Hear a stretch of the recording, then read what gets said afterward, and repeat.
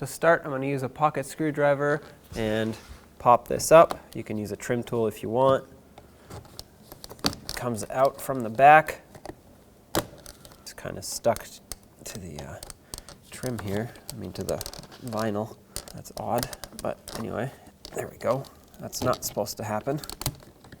Okay, now that this comes out, it'll slide out the front. You can flip it over and disconnect it, unlock the connector, and just push it out. Now if you look in here, there's going to be a little door that you can pop open with your pocket screwdriver, and there's a small Phillips head screw in there. Go ahead and remove that. Try not to drop it. Take that out. And then to remove this door handle bezel, take a trim tool or a pocket screwdriver, slide it up over this lock and push down on the end of it. So you want to pry this up and out at the same time. Hold it there and then do the same thing but reverse on the bottom. So pry down. This should slide right out. There we go. Coming back down here on the switch, remove your main anchor bolt for the door. It's just a Phillips headed screw. And then if you look over here, there's a little cap that covers another mounting screw. Try to remove this cap without damaging it or the door panel. Another Phillips head screw here. And if you look up a little more, there's a tweeter speaker cover right here. Remove that and just pry it off the door. At this point, we can go around and then just pull the door panel off of the door. It's just clipped in at this point. I'm going to use a plastic trim tool, try to slide it in here, pull the door panel away from the door.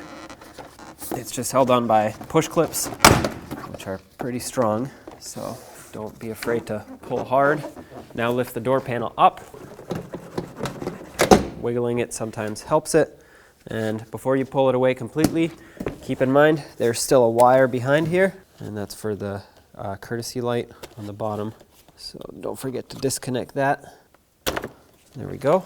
Now your door panel's free. Now you'll see a 10mm bolt right here. Let's remove that. The door handle is now free. Push it forward and it should unhook itself from these two holes. And you can unlock the rods at this point.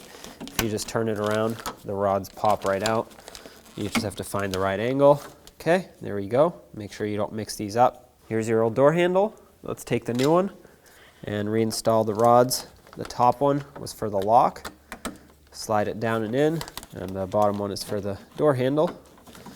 Pop that one in as well. Lock the new door handle into place. Make sure it hooks onto both of these hooks. And let's put the 10mm screw in. Nice and snug. It's just going into plastic, so don't go crazy at this point. We can test it out, make sure everything works as it should, which it does. With your door panel ready to go in, let's connect the courtesy light back and make sure that the connector actually clicks in. Now slide the main wiring harness through this door handle area, then take the door panel and you want to slide it up and over this lip at the top.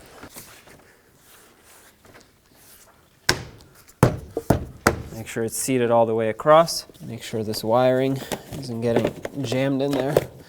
Now clip it back into its retainers. I'm going to start putting things back together from up here. Start with the tweeter cover. Snap that back in place. Then there was this little Phillips head over here. And this one had the cap over it. Then I had the door handle bezel. Pull the door handle out and reinstall this bezel. Make sure it snaps in. It didn't on the front, so I'll have to pull it back out. There we go. Now that it's hooked in on the front, you can snap it in on the back. Put the little Phillips head screw back in to secure it. Nice and snug. Close this little door to hide the screw. Let's put the main anchor bolt back in. Nice and tight.